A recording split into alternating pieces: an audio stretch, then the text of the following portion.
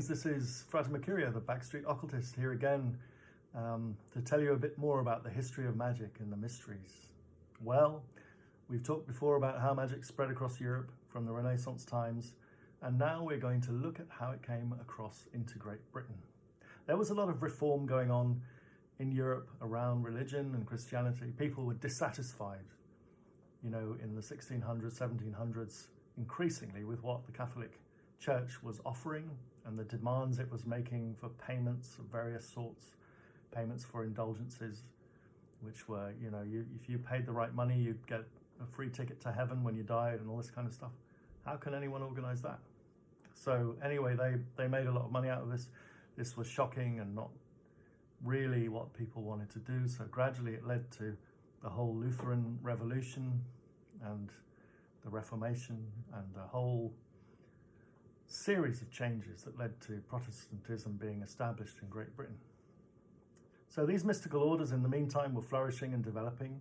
There was a whole range of people in Europe who were looking at Christian social teachings. And again, that formed the basis for things like socialism and societal change, liberalism, different forms of thinking that came out of it. But again, it enabled the whole world to free themselves up and free up their thinking to the extent where occult works and practices could slowly be brought in to the public eye.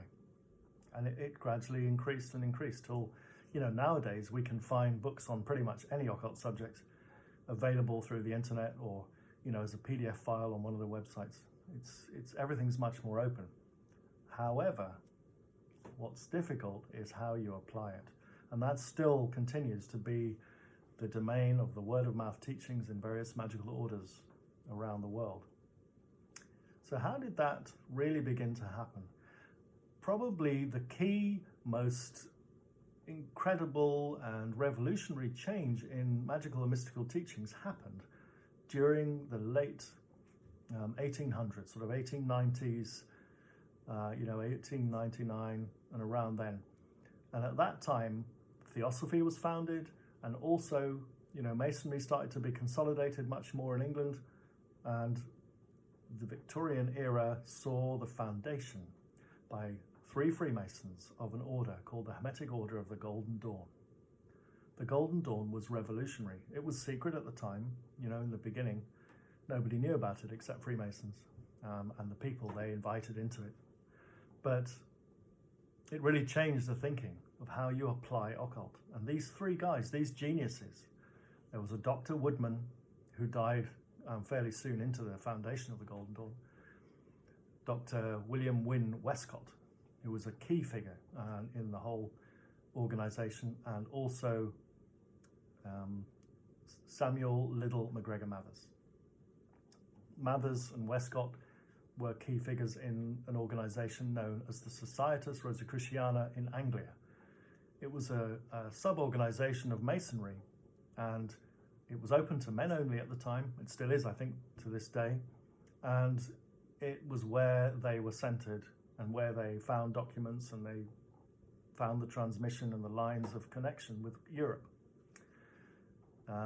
People like Eliphas Levi came over from Europe and came over and met the early founders of Freemasonry in England, no doubt making connections and pathways.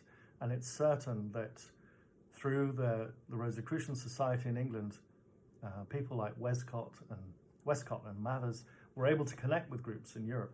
And particularly there was a set of German Rosicrucians, the Goldener Rosenkreuz order, which was basically in Berlin and around that part of Germany.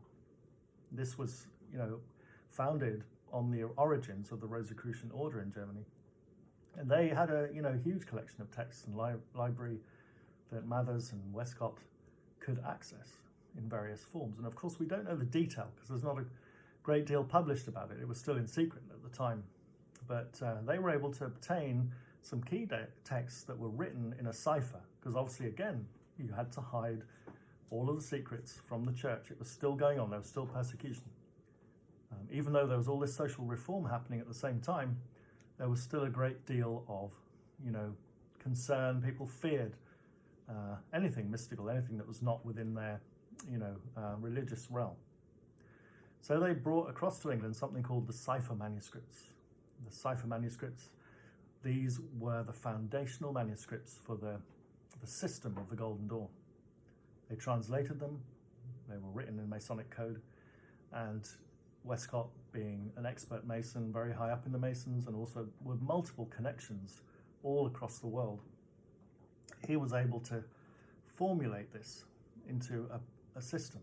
And between him and Mathers was able to flesh it out, because he spent hours in the British Library, in other libraries, Libre à l'Arsenal in Paris, researching and looking at occult texts, translating grimoires and manuals that people hadn't seen before, really, ever.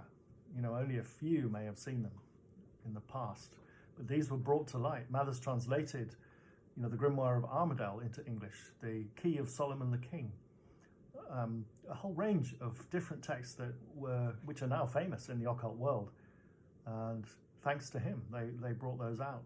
Westcott himself translated Kabbalistic documents, the Sefer Yetzirah, for example. He put together a collection of hermetic texts called Collectiana Hermetica, and in there you can see, some of his sources and origins. So these guys were incredible. They brought all of this together and they founded a workable system of magic that people had not really seen for centuries. And if people were working it, it was in complete secret, so nobody knew. They integrated alchemy, they integrated Kabbalah, they integrated, the Corpus Hermeticum, hermetic texts from the Renaissance, and a whole range of things, and put these together and formed the Order of the Golden Dawn. And that's where we'll leave it this week. The next one will be all about the Golden Dawn itself.